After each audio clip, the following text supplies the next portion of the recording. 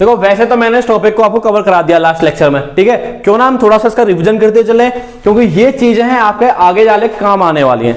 सारी की सारी चीजें शून्य का जो मेथड है ना वो काम आने वाला है आपके। सबके मेथड अलग अलग होने वाले हैं, लेकिन कहीं ना कुछ चीजें रिलेट तो होती हैं, ठीक है। तो अब क्या करने वाले हैं, देखो हम अब बात करेंगे रैखिक बहुपद के शून्यक की बात करेंगे, के शून्यक की बात करेंगे। शून्यक मतलब क्या भैया, शून्यक मतलब जीरोज। अब मैं आपसे सिंपल सा क्वेश्चन पूछ रहा हूं, बता भी दिया है सब कुछ। अब मैं आपसे एक बात पूछ रहा हूं कि रैखिक बहुपद की डिग्री कितनी होती है, बताओ। कि सर रैखिक बहुपद की डिग्री होती है 1। क्लियर है। अब मुझे बताओ यदि इसकी डिग्री 1 है तो इसके जीरोज कितने निकलेंगे। कि सर अगर जितनी डिग्री होती है उतने ही जीरोज होते हैं उसके, ये बात हमें पता है। तो बताओ इसके जीरोज कितने होंगे। कि सर इसके जीरोज भी आपके मतलब शून्य कितने निकलेंगे, इसके 1 निकलेगा, ठीक है भाई।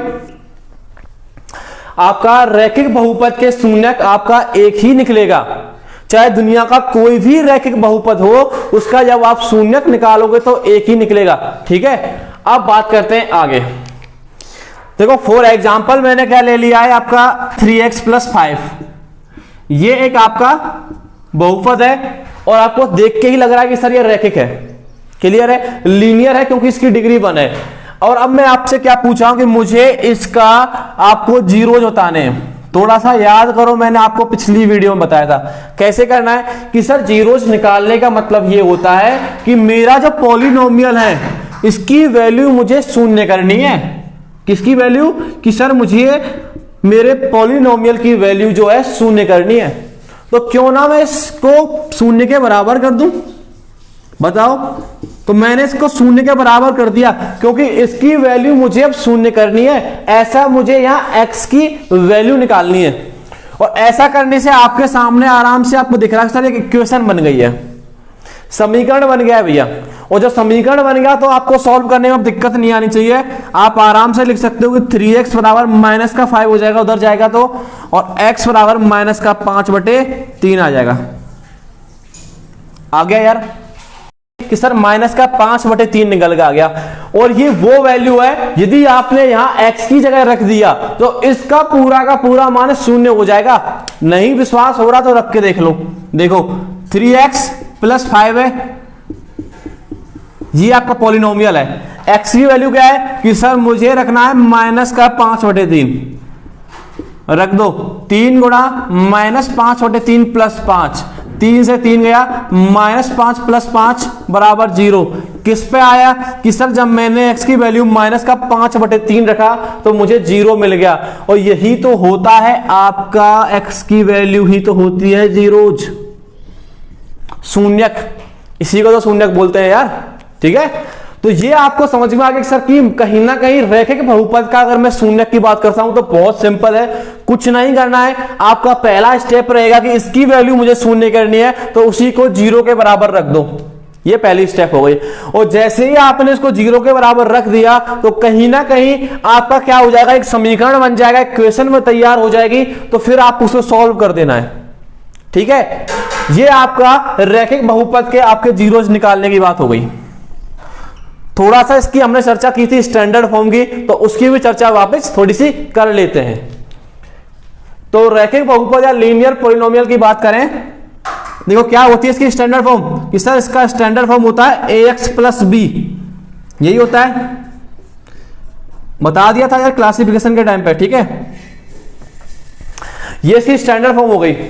यहां पे जो आपका a है, ये जो a है, ये क्या है कि सर ये x का कोएफिशिएंट है, ठीक है। क्लियर है, मतलब ये x का गुणांक है। जो a है ना आपका वो x का गुणांक है। और b क्या है कि सर मेरा b जो है वो कांस्टेंट टर्म है, कोई भी दो टर्म से मिलकर बना है। तो b क्या है आपका कांस्टेंट टर्म है और x क्या आपका कोएफिशिएंट है। क्लियर है भाई। और एक चीज और आपको बताई थी कि यहां का भी a 0 नहीं हो सकता, तो वो आपको बस पता होना चाहिए, यहां उसकी कोई जरूरत है नहीं है। क्लियर है। तो b आपका कांस्टेंट टर्म है, क्यों, क्योंकि इसके साथ x नहीं आया ना। वेरिएबल अगर नहीं आ रहा है तो इसका मतलब कांस्टेंट टर्म ही होगा, ठीक है। अब जब मुझे इसकी वैल्यू जीरो करनी है तो मैं इसको ax प्लस बी को क्या बताया था कि सर जिसका आपको जीरो करना है उसके बराबर जीरो रख दो, इसी का मान लेके आना है ना जीरो। ठीक है, जीरो के बराबर रख दिया और जैसे ही जीरो के बराबर रखा तो क्या करोगे कि सर आराम से इक्वेशन बन गई, ax इसको माइनस का b हो जाएगा और x बराबर माइनस का b अपॉन a आ जाएगा। a क्या है मल्टीप्लाई में, उधर जाएगा डिवाइड में हो जाएगा। क्लियर है? तो आपका x की वैल्यू क्या निकल के आई सर, मेरे x की वैल्यू माइनस का b अपॉन a निकल के आई। b क्या है कि सर b मेरा कांस्टेंट टर्म है, ये माइनस का साइन तो आया ही है, और b है आपका कांस्टेंट टर्म, और a क्या है कि सर मेरा a है x का कोएफिशिएंट या x का गुणांक है।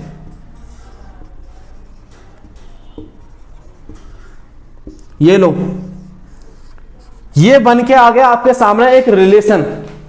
क्या बना है कि सर शून्यक के मध्य, और मैं अगर बात करता हूं शून्यक और जीरोज की और उसके साथ बात करूं जिसके लीनियर पॉलिनोमियल के गुणांक की, तो उनके बीच में एक रिलेशन निकल के आया है। क्या निकल के आया कि सर उसका जो शून्यक होता है वो क्या होता है कि सर उसका शून्यक माइनस का b अपॉन a होता है, और जहां पे b आपका कांस्टेंट टर्म होता है और a आपका x का कोएफिशिएंट होता है, मतलब गुणांक होता है। और कांस्टेंट टर्म को क्या बोलते हैं हिंदी में, अचर पद बोलते हैं भैया, अचर पद। बताओ कोई दिक्कत आ रही है भैया हमें? इतनी सी बात आपको समझनी है। अब इसको आप डायरेक्टली भी याद रख सकते हो कि सर आपने जैसे ही ये मुझे दिया तो मैं डायरेक्टली माइनस का b अपॉन a लगा सकता हूं। देखो ये आपको याद है, लीनियर पॉलिनोमियल की बात कर रहे हैं, रैखिक बहुपद की बात कर रहे हैं वो सभी हम, ये चीज ध्यान रखना। ठीक है, अब देखो मैंने आपसे ये पूछा इसके शून्यक क्या होंगे, तो आप क्या बोलेंगे सर x बराबर माइनस होगा, और b कितना है 5 है, और a कितना है 3 है, तो माइनस का 5/3 निकल के आ गया। आया कि नहीं आया? Same to same. एक तरीका तो यह है कि आप इसको याद रख सकते हो, दूसरा तरीका और भी है जो बताया था कि कुछ नहीं करना, आपको बस जीरो के बराबर रखना है। क्यों फालतू में इतना याद रखें जब सिंपल सा है, बस जीरो के बराबर याद। क्या करना है कि सर मुझे इसका शून्यक ज्ञात करने हैं, मतलब मुझे इसको जीरो बनाना होगा, और जीरो बनाना होगा तो इसको जीरो के बराबर कर दिया और x की वैल्यू निकल आई। तो ये भी सिंपल ही है, आपका मन कर रहा हो दोनों ही चीजों को नोट कर लो, तरीका आपके पास है। अगला एग्जाम्पल देखो, एक बहुपद है आपके पास, और बहुपद है आपके पास 2x माइनस का 3, और आपको क्या करना है इसके अब जीरोज फाइंड आउट करने हैं। कैसे करोगे कि सर x बराबर माइनस का b अपॉन a होता है। समझना बात को भाई, क्योंकि कुछ लोग अब भी इसको गलत कर देंगे। मैंने बता दिया x बराबर माइनस का b अपॉन a होता है, मैंने आपको पॉलिनोमियल भी दे दिया है, और तब भी तुम में से कुछ लोग इसको गलत कर देंगे। और क्या गलती करेंगे वो समझना बहुत जरूरी है कि सर मेरा पता है कि माइनस का साइन तो मुझे दे रखा है, b क्या है कि सर b मेरा कोएफिशिएंट है। अब मुझे बताओ कि ये b जो है कोएफिशिएंट टर्म है, तो ये साइन के साथ आएगा कि नहीं आएगा कि सर ये साइन के साथ ही आएगा। ये चीज आपको ध्यान रखनी है कि जब मैं आपको बात करूं कोएफिशिएंट टर्म की, तो पूरे के पूरे टर्म की बात कर रहा हूं। मैंने टर्म में समझाया था पॉलिनोमियल में कि कहीं ना कहीं इसकी जो वैल्यू है ये इस प्रकार से है, ये है जो अपने इस फॉर्म में है, इस फॉर्म को हमने इस प्रकार से लिखा हुआ है, इसीलिए ये आपका कांस्टेंट टर्म है और ये आपका कौन सा x का वाला टर्म है। ठीक है, ये और यदि मैं कैसे करूं कि सर देखो अब समझ में आ गया कि ये आपका coefficient term sorry constant term है। अब तो कोई दिक्कत नहीं होगी ना सर कि माइनस लेना है कि नहीं लेना, क्योंकि यहां पे तुम में से कुछ ना कुछ गलती कर देते। ठीक है, कोई ना कोई तो ऐसे महानुभाव जरूर निकलता कि जो इसमें क्या करता कि ओनली 3 की 3 ले लेता, पर हमें 3 नहीं लेना है, हमें माइनस का 3 लेना है। क्यों लेना है अब समझ में आया कैसे लेना है। तो हमने क्या किया, माइनस का 3 ले लिया कांस्टेंट में, और ए क्या है सर, ए हमारा 2 है, तो ये बन गया आपका माइनस से माइनस प्लस, और ये आ गया 3/2। तो इसका भी ध्यान रखना है। ठीक है, आपको पता होना चाहिए कि सर मेरा जो कोएफिशिएंट होता है वो भी साइन के साथ होता है, और टर्म जो होता है वो भी मेरा कांस्टेंट टर्म वो भी साइन के साथ ही होता है। कैसे होता है, क्योंकि मुझे पता है कि सर पॉलिनोमियल में जो टर्म जुड़ते हैं वो कहीं ना कहीं प्लस के साइन के साथ जुड़े हुए होते हैं। देखने को माइनस में मिलता है, क्यों क्यों मिलता है, क्योंकि ये रीजन है उसका। क्लियर है भाई।